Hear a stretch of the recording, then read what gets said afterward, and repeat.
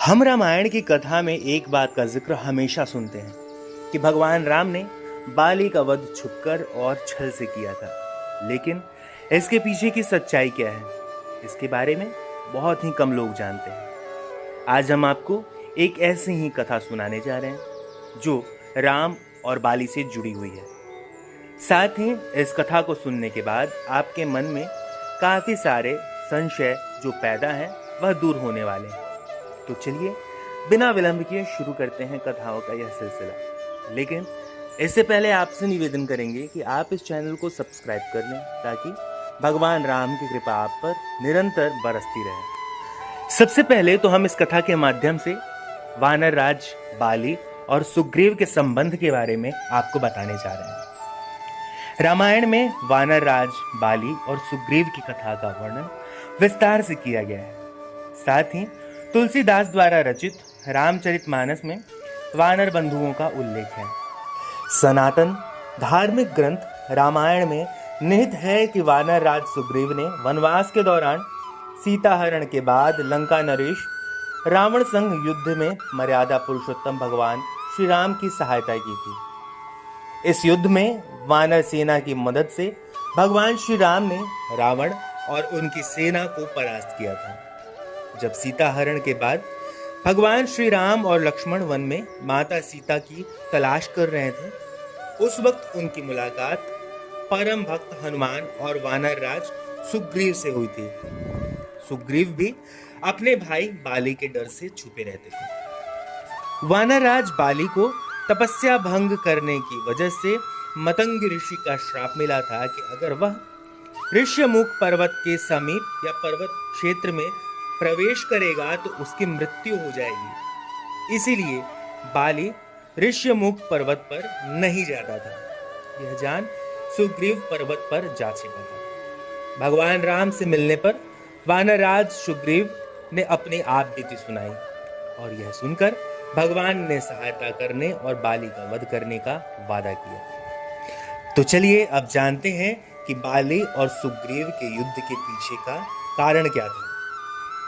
एक कथा है, इसके मुताबिक एक बार की बात है जब दुदुम्भी नामक दैत्य ने वानरराज बाली को युद्ध के लिए ललकारा था। वानरराज बाली किसी के भी युद्ध के ललकार को ठुकराता नहीं था और युद्ध मैदान पर चला आता था। बाली के पराक्रम के आगे दुदुम्भी टिक न सका और महज कुछ पल में बाली ने दुदुम्भी को परास्त कर उसका वध कर दिया। इसके बाद दुदुम्भी के शव को हवा में घुमाकर फेंक दिया। इससे दुदुम्भी का शव कई टुकड़ों में बट गया। इस दौरान दुदुम्भी के शरीर से रक्त प्रवाहित होकर मतंग ऋषि के आश्रम पर जा गिरती है। इससे क्रोधित होकर मतंग ऋषि बाली को श्राप देते हैं कि वह अगर आश्रम के पास आएगा तो उसकी मौत हो जाएगी।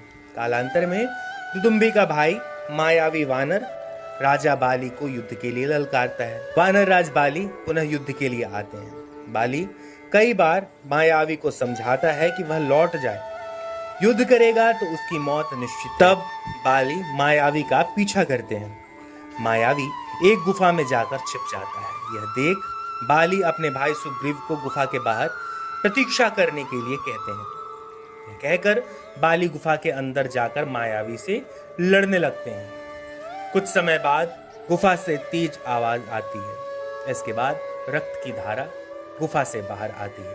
यह देख सुग्रीव को लगता है कि मायावी ने बाली का वध कर दिया है। यह सोच गुफा को पत्थर से बंद कर सुग्रीव किष्किंधा लौट आता है।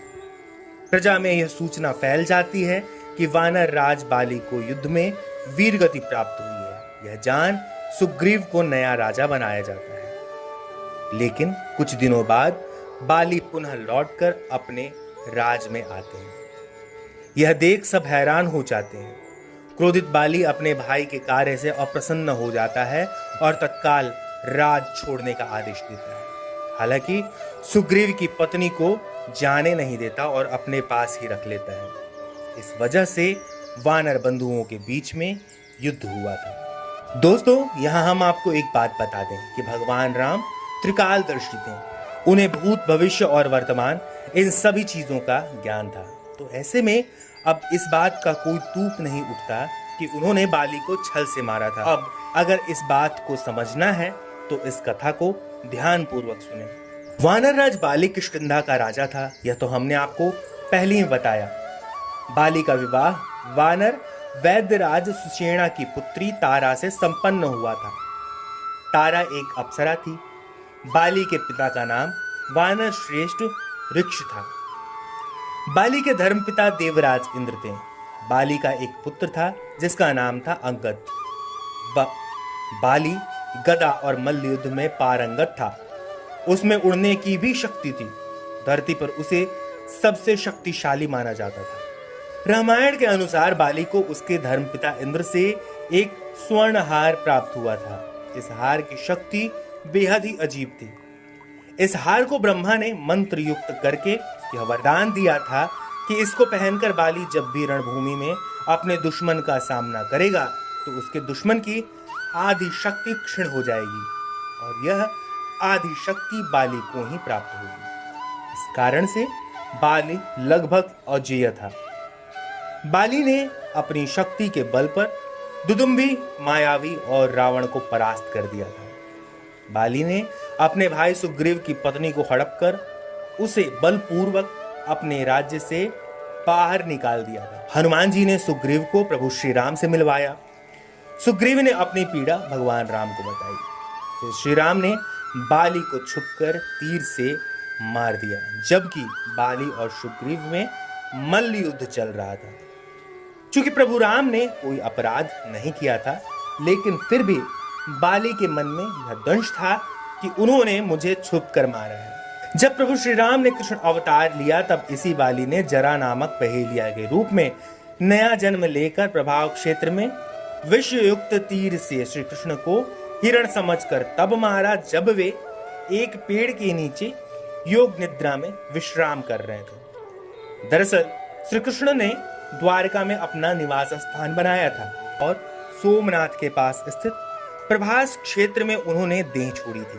भगवान कृष्ण इसी प्रभास क्षेत्र में अपने कुल का नाश देखकर बहुत व्यथित हो गए थे। वे तभी ही वहीं रहने लगे। एक दिन वे एक वृक्ष के नीचे विश्राम कर रहे थे, तभी किसी बहेलिये ने उनको हिरण समझकर तीर मार दिया। यह तीर उनके पैरों में जाकर लगा। तभी उन्होंने देह त्यागने का निर्णय ले लिया। पौराणिक मान्यताओं के अनुसार प्रभु ने त्रेता में राम के रूप में अवतार लेकर बाली को छुपकर तीर मारा था। कृष्णावतार के समय भगवान ने उसी बाली को जरा नामक बहेलिया बनाया और अपने लिए वैसी ही मृत्यु चुनी जैसी बाली को दी थी। प्रभास क्षेत्र काड़ियावाड़ के समुद्र तट पर स्थित बीराबल बंदरगाह की वर्तमान बस्ती का प्राचीन नाम है। यह एक प्रमुख तीर्थ स्थल है।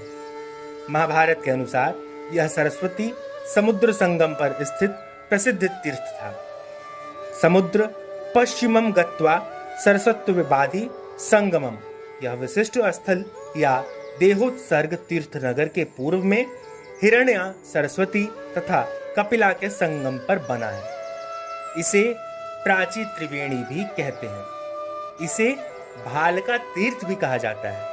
तो दोस्तों, यहाँ समाप्त होती है भगवान राम और बाली से जुड़ी कथा। कथा को लेकर आपके मन में कोई संशय या सवाल हो तो उसे कमेंट बॉक्स में लिखें। कथा अगर आपको अच्छी लगी हो तो इसे अपने दोस्तों, मित्रों और बंधु बांधवों के साथ साझा करें।